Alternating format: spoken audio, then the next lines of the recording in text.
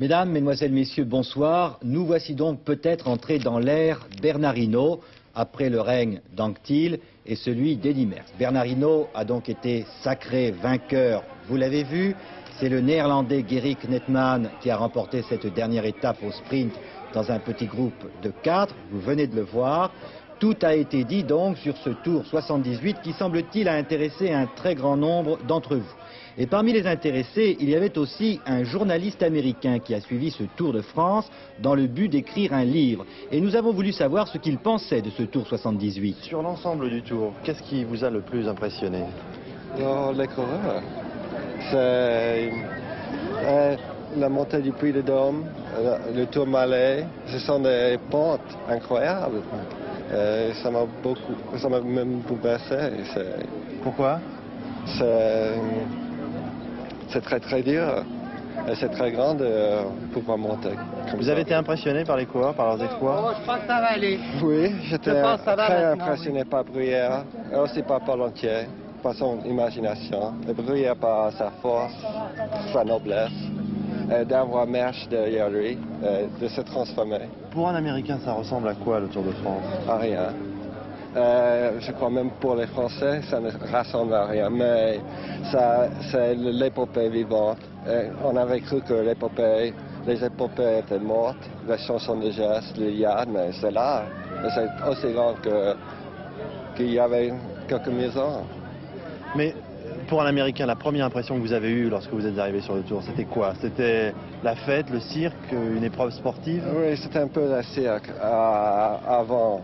Mais une fois que la course a vraiment commencé, c'est devenu autre chose. C'est un spectacle de campagnade avec du peuple. Qu'est-ce que vous avez pensé du public? Ils étaient aimables comme aucun public sportif. Ils attendaient, ils rigolaient, ils s'amusaient en l'air. Ils étaient dans les maillots de bain pour nous faire plaisir, là, nous, les journalistes.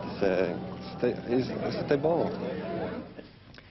Et alors maintenant, que deviennent les coureurs? Eh bien, pour eux, ce n'est pas fini. On pourrait même dire que pour un bon nombre, cela commence, car débute maintenant la saison des critériums et celle des contrats. Le Tour de France, vous voyez, c'est le tremplin idéal pour faire une bonne carrière. C'est aussi le moyen de se faire connaître et d'arriver peu à peu à la gloire et à la fortune. Mais sur les 78 qui ont franchi la ligne d'arrivée, il y en a certains qui ne connaîtront ni la gloire, ni la fortune. Daniel Bilalian et Yves Bonsergent, dans leur dernière chronique du Tour, se sont intéressés à cela.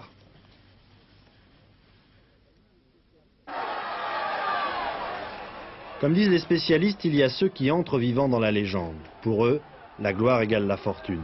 Leur cachet par course atteint ou dépasse le million de centimes. Mais ils ne sont que quelques-uns. Pour les autres, le Tour de France fait un peu fonction de bourse des valeurs du cyclisme professionnel. On y vient pour se faire connaître, certains y parviennent, d'autres non, même s'ils ont réussi l'exploit de revenir jusqu'à Paris. Tu as eu combien de contrats pour l'instant d'après toi? Jusqu'au 5 août, là, j'en ai 3 à faire. Hein. Jusqu'au 5 août. C'est tout? C'est tout, oui. Combien tu touches par contrat? Normalement, j'ai 800 francs, mais vu que j'ai fini le Tour de France, j'ai 1200 francs. Alors, pour monter en Bretagne avec 1200 francs et redescendre, ça me fait 3000 km. À part un peu de fatigue, il ne reste pas grand-chose. Hein. Déjà, l'année dernière, j'étais avec Yves Flandria, on n'avait pas fait le Tour de France. Par contre, on avait fait le Tour d'Espagne, Tour d'Italie, Tour de Suisse. J'avais fait donc beaucoup plus de courses que cette année et je m'étais tiré avec un bilan beaucoup moins positif que cette année puisque j'avais couru pour mon leader ou mes leaders Paul Entier et Martens et j'avais pas eu de résultats personnels, de très bons résultats. Tu parles des contrats là par exemple? Justement, dans les contrats j'étais très oublié, j'ai pratiquement pas fait de contrat l'an passé. Dans toute l'année une dizaine et cette année déjà dans les 15 premiers jours du Tour de France j'en ai 15 à faire. Ouais. Et du point de vue finance par exemple, tu vas doubler ton cachet? Doubler ça veut peut-être pas rien dire parce que doubler il faudrait d'abord savoir le point de base. L'année dernière. Combien tu touchais à peu près l'année dernière? L'an passé, je touchais le minimum. Hein. C'est-à-dire le minimum, c'était environ de 100 000 francs. Quoi. Les 100 000 francs, c'est... Cette année, tu peux exiger combien? J'exige rien. Oui, on m'offre. On t'offre combien en moyenne, disons 3 fois plus. 3 fois plus. Oui. Et pour toi, donc, c'est quelque chose de... Ah bah oui, quand même, de passer de 1 à 3 dans la hiérarchie du salaire, c'est quand même très important. Il est vrai que j'étais au minimum et que finalement, ça va encore pas être l'Amérique, mais pour un coureur, c'est déjà important. Est-ce que ça devient quelque chose de rentable pour toi de faire du cyclisme maintenant? Oui, maintenant, d'après le Tour de France, ça va être rentable, ça va être aussi fatigant parce qu'il faudra quand même malgré tout faire la distance. Je sais qu'un jour, je suis au Blanc, le lendemain, je suis à Nice et le surlendemain à Concarneau. Ce qui fait que ça va faire plus de 2000 ou 2005 km en 2 jours. Donc il faudra quand même les faire, il faudra quand même que je me paye au moins un chauffeur pour me les faire parce que ce ne serait pas possible de les faire moi en bon état, tout seul. Hein. Donc il y aura des frais également. Pour gagner de l'argent, il faudra faire des sacrifices. Il y aura des frais, il y a des frais d'hôtel, des frais de route et tout. Savoir ce qui va rester sur la valeur du contrat, il va en rester certainement au moins un tiers, ou si c'est presque pas loin d'un tiers, pas un tiers, mais ça pas loin. Ça vaut quand même le coup de les faire. Mais ça vaut bien sûr, de toute façon, tout coureur est bien content d'avoir des critériums, parce que de toute façon, c'est notre gagne-pain, c'est sûr. Et puis, une fois de plus, on a reparlé au cours de ce Tour de France du problème du dopage. Alors, inutile d'évoquer à nouveau la malheureuse affaire de Michel Polentier, mais arrivera-t-on un jour ou l'autre à se mettre d'accord sur cette affaire de dopage? En tout cas, le ministre des Sports, Jean-Pierre Soisson, a l'intention, lui, de prendre des mesures. Il l'a dit aujourd'hui. Je réunirai personnellement, à la fin de la saison cycliste, une table ronde avec les représentants des coureurs, les dirigeants de la fédération, avec également les organisateurs des courses, et nous étudierons le problème. Deuxièmement, je lance un programme de recherche sur la physiologie de l'athlète de haut niveau. En effet, il n'est pas possible de séparer la lutte contre le dopage du développement de la médecine sportive. Et nous allons donc développer la médecine sportive, et une convention a été passée, vous le savez, entre l'Institut national du sport et une grande université parisienne. Troisièmement, nous allons nous efforcer, en liaison avec la délégation à la recherche scientifique et technique, de développer les modalités opérationnelles sur les produits dopants, afin de mieux connaître ces produits et, les connaissant mieux, de voir les conditions dans lesquelles ils peuvent être pris par les coureurs ou non. Et la quatrième mesure, c'est que je me propose, avant toute délivrance d'une licence professionnelle, d'obliger les coureurs à un examen de santé. Est-ce qu'il n'y a pas déjà un contrôle d'un type similaire ? Non, il y a pour l'instant un contrôle en course, mais il n'y a pas de contrôle médical approfondi avant la délivrance de la licence. Certains directeurs de course, comme Guimard, ont déjà institué, avec de grandes universités, Nantes, des contrôles périodiques. Je souhaite les généraliser. Je le répète, pas de répression, une action de prévention, en liaison avec tous les intéressés et pour la plus grande gloire du sport.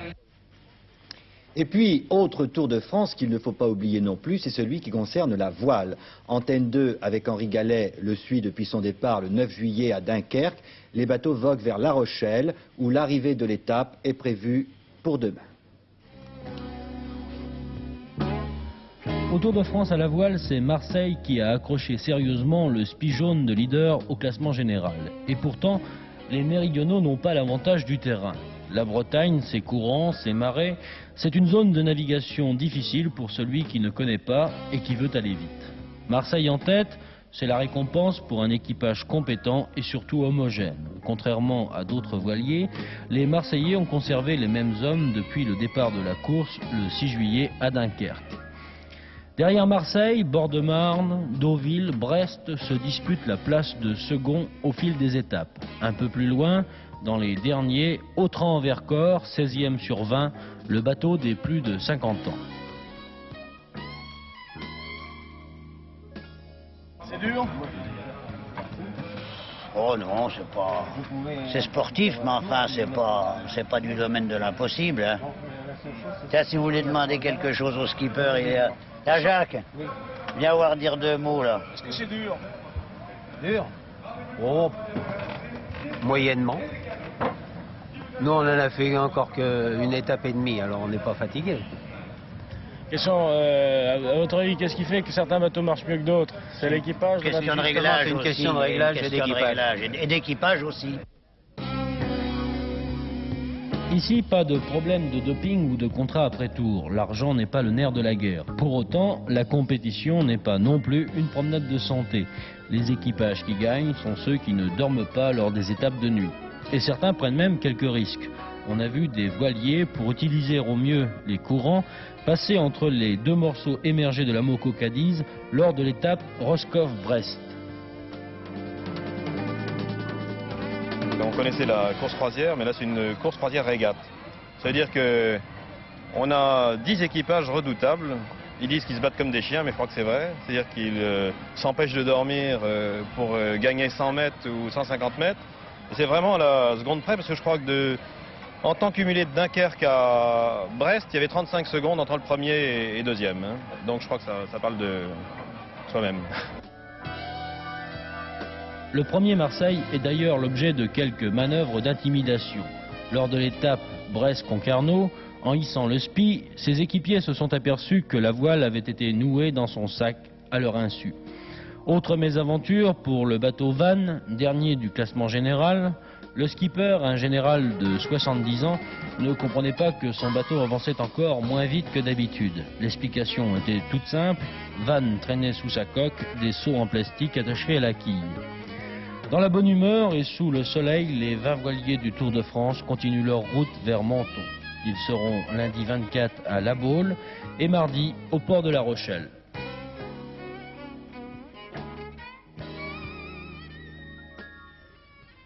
Voici donc pour les Tours de France. Élection législative partielle en Seine-Saint-Denis, vous le savez, c'est le deuxième tour aujourd'hui. Cette élection oppose Mme Marie-Thérèse Gutmann, Parti communiste, à M. Raymond Valnet, RPR. Pour l'instant, je sais que la participation a été légèrement supérieure à la semaine dernière. La participation n'était pas très forte la semaine dernière. Elle était donc supérieure cette fois-ci. Les bureaux de vote ferment à 21h. Michel Debatiste, un oui, mais à l'entrée du Portugal dans le marché commun. Le président de la FNSEA a expliqué aujourd'hui qu'il comprenait très bien que de nouvelles démocraties aient besoin d'être aidées dans leur intégration à la communauté, mais qu'il fallait auparavant harmoniser les politiques économiques et monétaires européennes. Je rappelle que le président Giscard d'Estaing recevra cette semaine des dirigeants agricoles pour discuter avec eux de l'élargissement du marché commun et des problèmes que cet élargissement peut soulever. Une nouvelle gendarmerie plastiquée en Bretagne, après Banalec, Quimperlé la nuit dernière. Il n'y a pas eu de victimes, mais les dégâts matériels sont importants. Ce plasticage intervient au moment où sont jugés 14 séparatistes bretons devant la Cour de sûreté de l'État. Monsieur Raymond Barre présidera ce soir à Coët-Quidan le traditionnel triomphe de Saint-Cyr. Le Premier ministre remettra l'épaulettes de sous-lieutenant au major de la promotion 78. Et par l'intermédiaire de ce jeune sous-lieutenant, Laurent Massardier et Patrick Esther ont tenté de dresser un portrait du Saint-Cyrien d'aujourd'hui. Nom, Stolsteiner.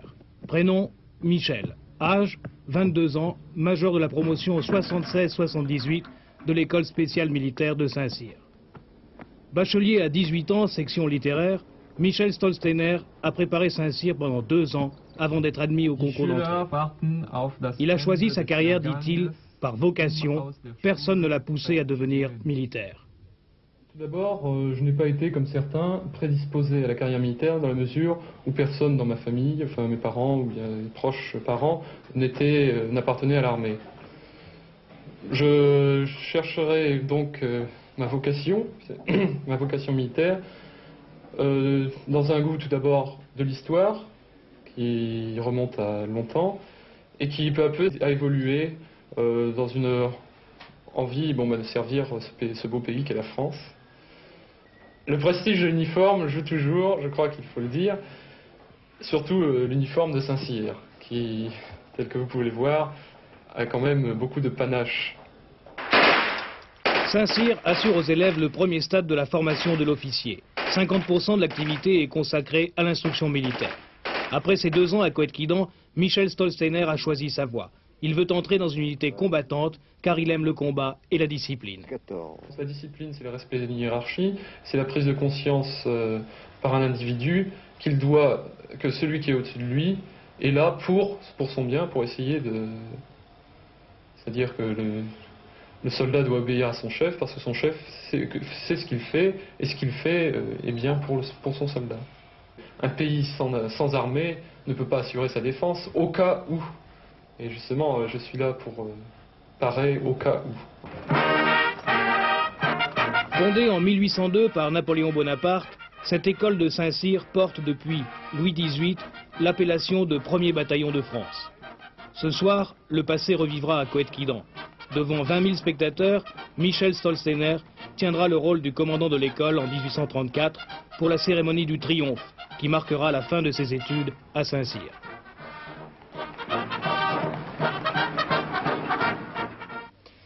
Proche-Orient, réponse de Jérusalem à la demande du président Sadat de lui remettre El Arish, chef-lieu du Nord Sinaï. La réponse, c'est non. M. Sadat avait suggéré lors de son récent entretien avec le général Weizmann, le ministre israélien de la Défense, que le gouvernement israélien réponde à son initiative historique en restituant notamment El Arish. M. Begin, après avoir discuté pendant 7 heures avec ses ministres, a estimé que de tels gestes ne sauraient être unilatéraux, mais qu'il était prêt à négocier et à envisager toute demande sur la base de la réciprocité. Et j'apprends d'ailleurs à l'instant que une prochaine réunion israélo-égyptienne aurait lieu dans le Sinaï le 3 août au niveau des ministres des Affaires étrangères. On se souvient que le geste historique du président Sadat, sa rencontre avec M. Begin en terre israélienne, n'avait pas été apprécié du tout par les Syriens, les Libyens et les Irakiens. Alors ils se sont réunis à Damas en un congrès populaire arabe qui vient d'inculper M. Sadat de haute trahison. Il y avait à Damas, dans cette salle d'un grand hôtel, le tribunal. Celui qui, dans une semaine, siégera à Bagdad et fera le procès du président Sadat.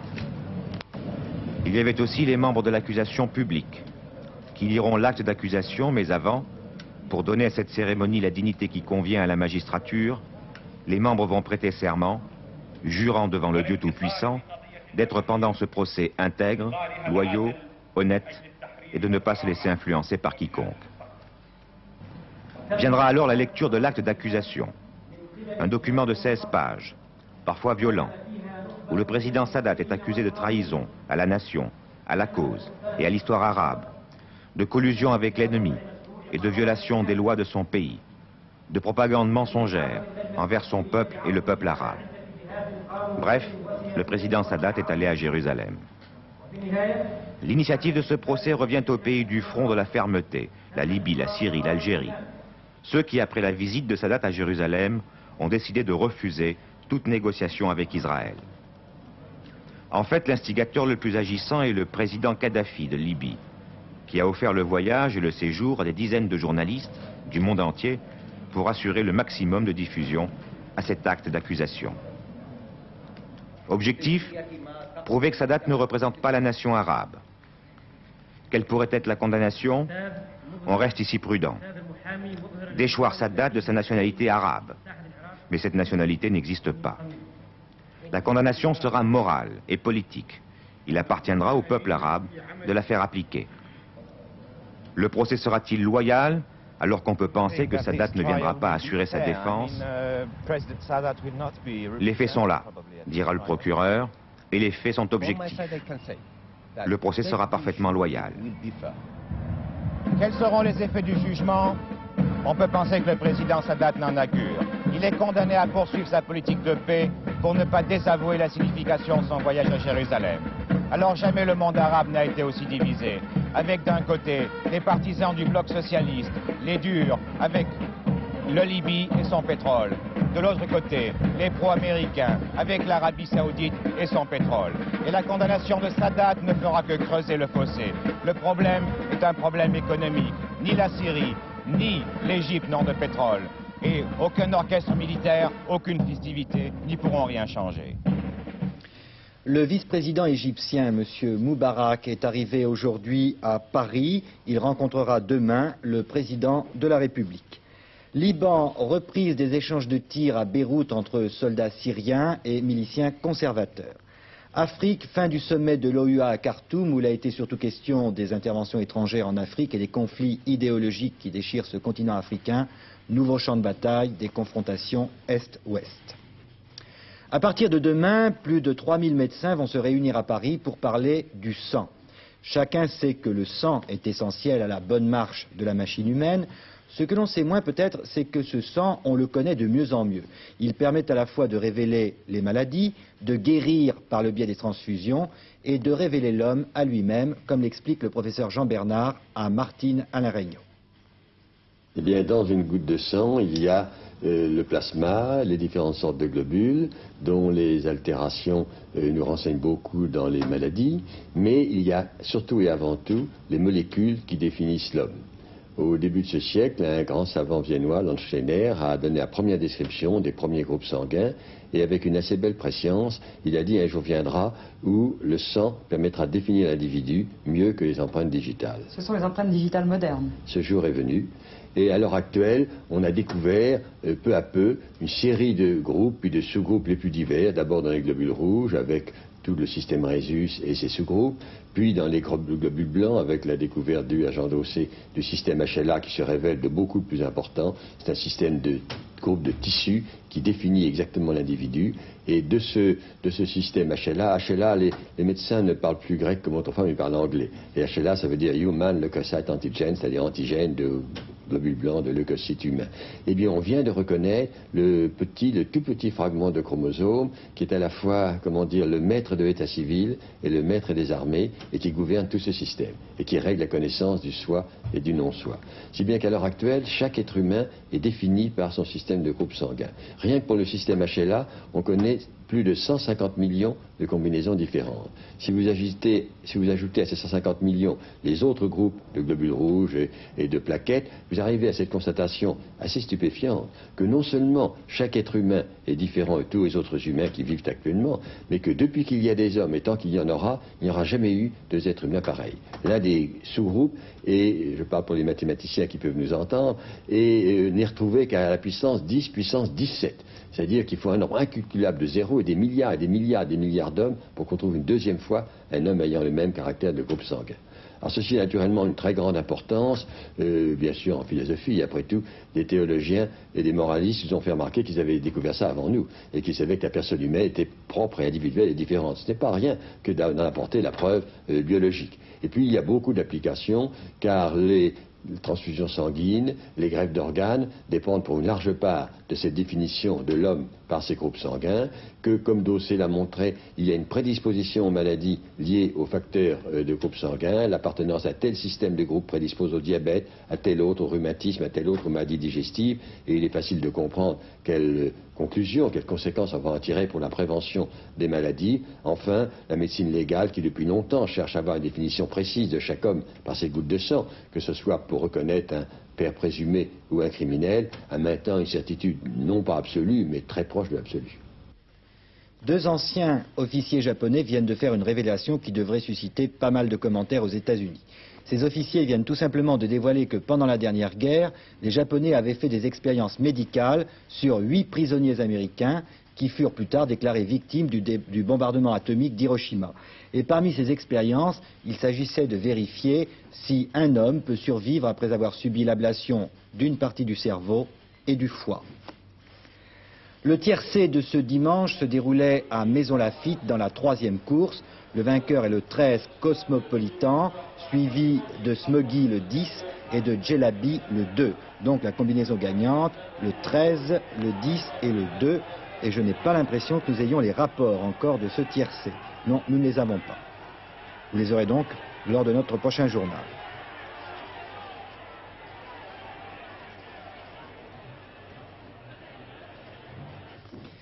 L'album de la mode 79, nous tournons une 3e page avec France Roche. Après l'extravagance et la sagesse, voici la décontraction.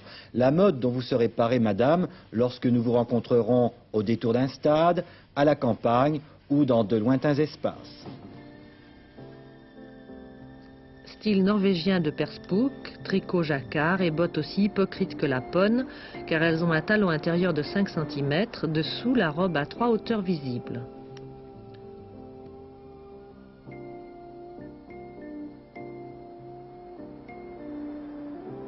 Toujours norvégien et de spook, l'ensemble avec basque, écharpe, broderie et col haut. Pour les voyages plus démocratiques, un manteau de patou, un manteau d'orpheline à héritage, avec bas noir, béret et petite cravate d'institutrice, bien payée.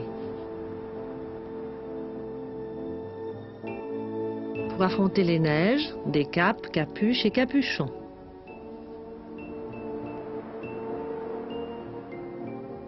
Celle de Carven, avec toque superposée sur la cagoule.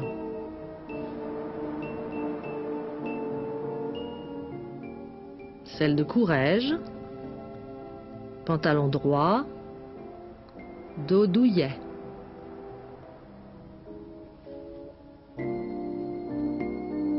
Celle de Lapidus en velours côtelé de lin, un tissu nouveau.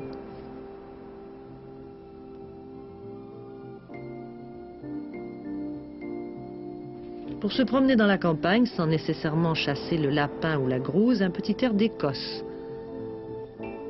Proposé par Torrente avec cape, écharpe tartan et béret de clan.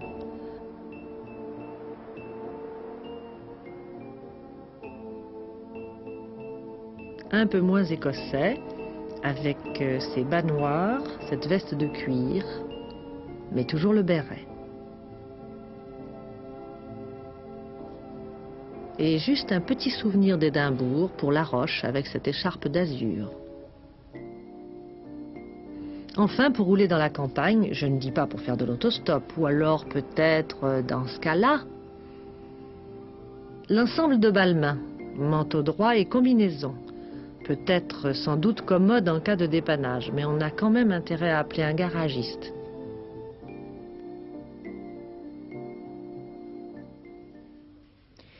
Voilà, pour demain, lundi, la météo prévoit sur le quart nord-ouest de la France un ciel passagèrement très nuageux avec de faibles pluies et ailleurs un beau temps chaud. Pierre-Alain vous présentera le prochain journal aux alentours de 22h20 avec toute la rédaction d'Antenne 2. Je vous souhaite une très bonne soirée.